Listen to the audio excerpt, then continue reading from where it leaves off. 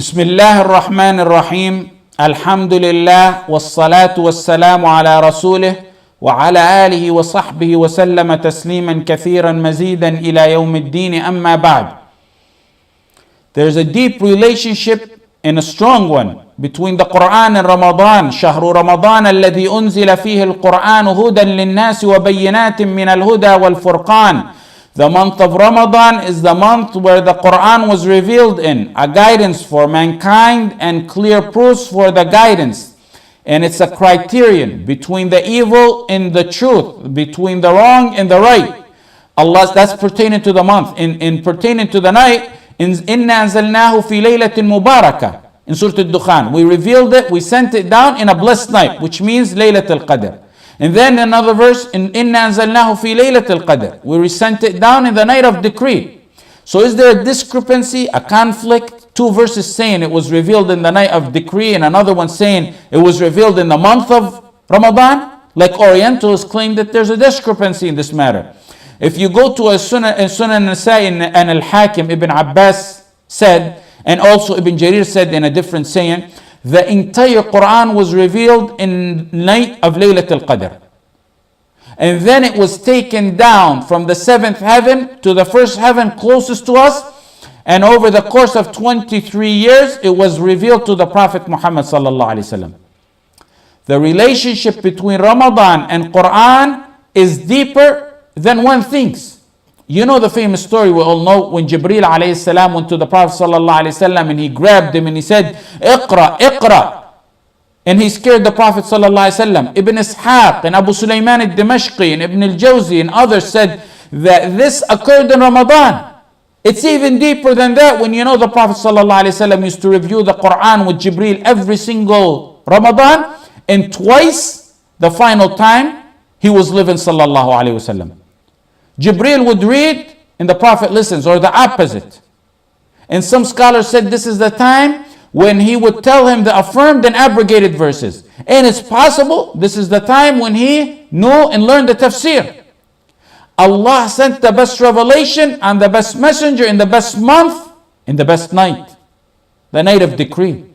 All that shows you how solid the bond between the Quran and the month of Ramadan. شهر رمضان الذي أنزل فيه القرآن. A verse like that, an expression like that, only goes to show you how Ramadan, how Quran in Ramadan has a virtue and an excellence unlike any other excellence. That's how our pious predecessors understood it. And that's why in Ramadan they dropped everything for Quran. Most of them even passed their classes of hadith to focus on reading the Quran. But before we mention a glimpse of those legendary men in Ramadan, let us look close at how our pious predecessors were on a normal day. Then we'll give a quick glimpse as to how they were in Ramadan. Abu Bakr ibn Ayyash rahimahullah one time pointed to a room in his house and told his family, I read the Quran every day in that room for 60 years. Every day he would finish the Quran in that room for 60 years. When he was on his deathbed, his sister began to cry. She said, why are you crying? You see that corner of the house? Just in that corner. He finished the Quran. He said, I finished the Quran in that corner 18,000 times. Al-Dhahabi, when he talks about him, said, he used to read the Quran every single day once for 40, finish the Quran every day, one time for 40 years, approximately 14,000 times. There's different narration depending on the different circumstances or the settings he was in or talking about. Al-Dhahabi continues on to say the sunnah of the Prophet ﷺ is not to read the Quran in less than 3 nights. And the sunnah of the Prophet is better to follow ﷺ. It's really not time to go over the fiqh issue of the permissibility of whether it's permissible to read the Quran in less than 3 to 7 days or not. But there's a hadith disliking and discouraging one to read the Quran in less than 3 days. And another one in less than 7 days. Because the reason is one will not be able to comprehend it. But just as there were some of the Salaf who did not like to finish the Quran in less than 3 to 7 days, there are those who did. And it's a disputed issue. And it's possible. For those who say it's impossible, it's possible. However, some of the Salaf and it amazed me when I read this. They had different khitmas of the Quran at the same time. They had one, for example, for speed reading, so they can get reward. So they can get 10 deeds per letter. And those ones were about less than 3 days. They'd finish it in less than days, like the ones you hear would finish it every day. But at the same time, parallel to that, they would have an ongoing khitmah, that's slow recitation, to contemplate and analyze it. And that would sometimes take months, weeks, possibly years. Some of them would have a third parallel khitmah to recite the Quran and teach it to their students, which would be slower than the previous two. We don't want to get into that fiqh dispute, since we're now at a level where there are those, sadly, of the ummah who may go an entire lifetime not completing the Quran once. The superb forerunners of the ummah today are those who develop a bond, dusting the Quran off from Ramadan to Ramadan. Abdul Rahman ibn Mahdi used to finish the Quran every single 2 days, meaning he'd read every single day half of the Quran. This is not Ramadan we're talking about yet. This is on a normal day of them. How can one abandon reading the Quran when he's abandoning recitation of the Quran, the one that Allah said in it, that the Prophet says, وَقَالَ الرَّسُولُ يَا رَبِّ إِنَّ قَوْمِ اتَّخَذُوا هَذَا الْقُرْآنَ مَهْجُورًا. Allah said, the Messenger sallallahu alaihi wasallam will say, "O my Lord, verily my people deserted this Quran." The Prophet complains and testifies against you who abandoned the book of Allah. As Ibn al-Qayyim rahimahullah says, this is one of the ways that they abandoned the Quran. Abandoning recitation is one of the ways of abandoning the Quran.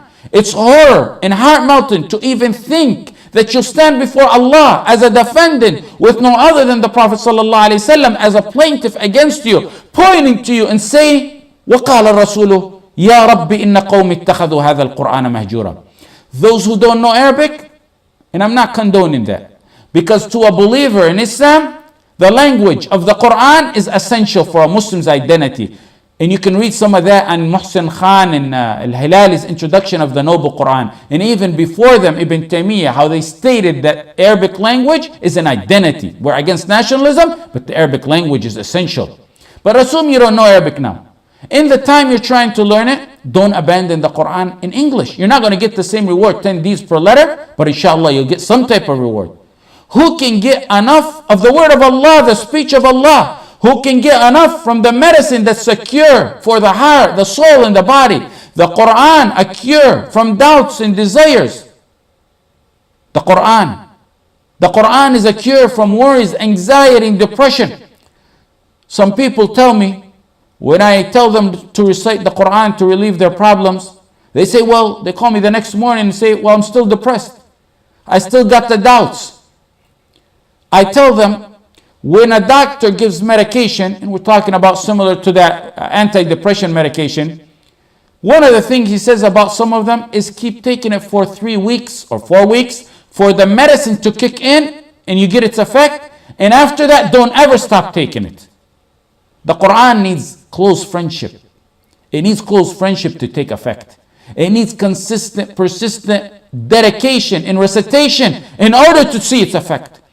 One of the dua of the worries and depression and anxiety that the Prophet ﷺ taught us, that no one says it except his worries and depression will be gone and he'll be relieved of them, and it will be replaced with happiness. ما أصاب المؤمن ما أصاب أحد قط هم ولا حزن فقال اللهم إني عبدك وابن عبدك وابن أمتك ناصيتي بيدك ماض في حكمك عدل في قضاءك أسألك بكل اسم هو لك سميت به نفسك أو أنزلته في كتابك أو علمته أحدا من خلقك أو استأثرت به في علم الغيب عندك أن تجعل القرآن ربيع قلبي ونور صدري وجلاء حزني وذهاب همي. The Prophet ﷺ said, no one makes that dua except his worries and his sadness and depression will go away and he'll be relieved of it, and Allah will replace it with happiness in it and ease. Sheikh, your prescription is not working. Your prescription is not working. You always get that. I say, okay, brother, when's the last time you read Quran? Sheikh, you told me to read this dua, not Quran. Just tell me, when is the last time you read Quran? Well, last Ramadan, a couple years ago. I can't remember. Many days ago. Do you know an essential sentence of that dua is أن تجعل القرآن ربيع قلبي ونور صدري. You're asking Allah in that dua to take your worry away, your problem, your sadness, by making the Quran the spring of your heart, the brightness to your chest.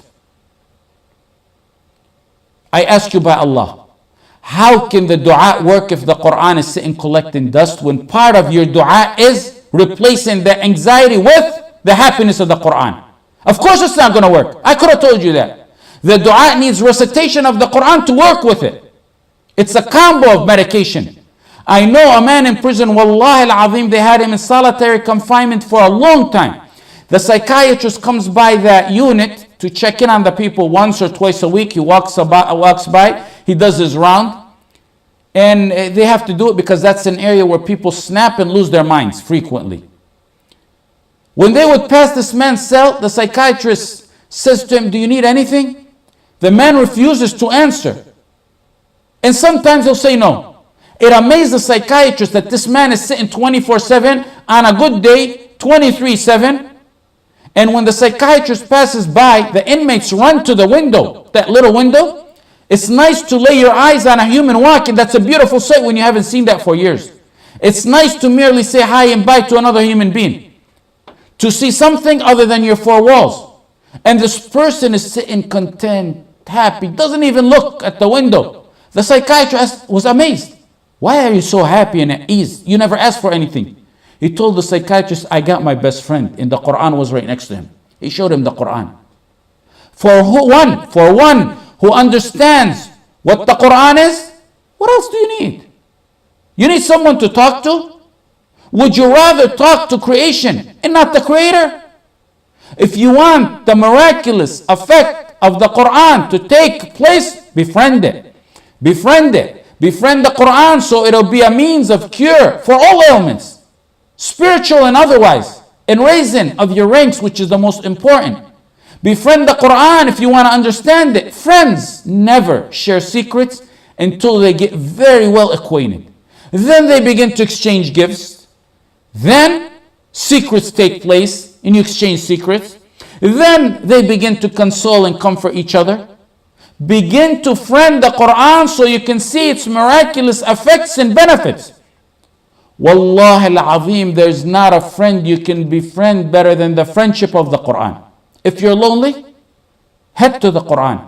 If you're sad, open the Quran. If you're depressed, listen and read the Quran. It's a cure for that and more. If you're happy, read the Quran, your way of thinking of Allah. وَلَإِن شَكَرْتُمْ لَأَزِيدَنَّكُمْ. What more do you want from friendship that will land you to paradise and firdaus? Recite and elevate. Recite and ascend. The elevator of the Quran that will land you in your final and ultimate destiny. Ibn al-Qayyim rahimahullah says harsh words about this. He says, whoever the Quran does not cure, may Allah not cure him. And whoever the Quran is not sufficient, may nothing be sufficient for him. من لم يشفه القرآن فلا شفاء له ومن لم يكفه القرآن فلا كفاه الله. It's Ramadan now. It's still not late, even though some days pass by in Ramadan. Roll up your sleeves, take an oath, and begin a new friendship with this friendly book, the Quran, the abandoned book. Wallahi al-azim, there's no contact you can add to your iPhone better than downloading the text and audio of the word of Allah. When you need someone to talk to, and you're looking at your contacts, go to the Quran and listen to it and recite it. As Zuhri said, the month of Ramadan is the month of recitation. It's the month of feeding the poor. Those two things, there's no third to them. This is the month, in this month, Ash-Shafi'i used to recite the Quran 60 times. When Ramadan came, it was described that Imam Ahmed sits in the masjid and constantly reads Quran. They said all we see him doing is making wudu outside and returning to read Quran and making his salah. Abu al-Qasim ibn Asakir said in every day of his students said, in every day of his last 10 days, he would finish the Quran every single day. That's other than what he reads in salah. That's different. Malik abandons all his classes in the hadith class to recite Quran. Quran in Ramadan was something they got closer to Allah with. It was things they deemed the closest that get you to Allah, not even teaching hadith. They valued and knew what شهر رمضان الذي أنزل فيه القرآن meant. Keep in mind, we mention these supreme examples as we always do. Most can't do that. It's possible, but most can't do it. But we mention that so if one does a small percentage of what these men do, you'll be among the successful بإذنه تعالى. We always look at those above us in matters of deen, and we look at those below us in matter of dunya. Also, don't get inspired and say tonight, Allah, I'm going to go try to do what a Shafi'i did, rahimahullah, and read the Quran twice. It's not appropriate for you to go and do a lump sum that's going to stop you from finishing and continuing on. In the hadith of Sahih Bukhari, أحب الأعمال إلى الله أدومها وإن قل. The most beloved deeds to Allah are that which continue even if they're little. Start off by what you can do. Maybe a few verses, maybe a page, maybe a juz'ah, maybe a few juz'ah. Whatever you know you can continue. Not just for Ramadan, for after Ramadan. Then you will see over time what an addiction the Quran is. And then over time you're going to see that you need to up the dosage of the Quran little by little. Take advantage in what's left of Ramadan. It's not too late.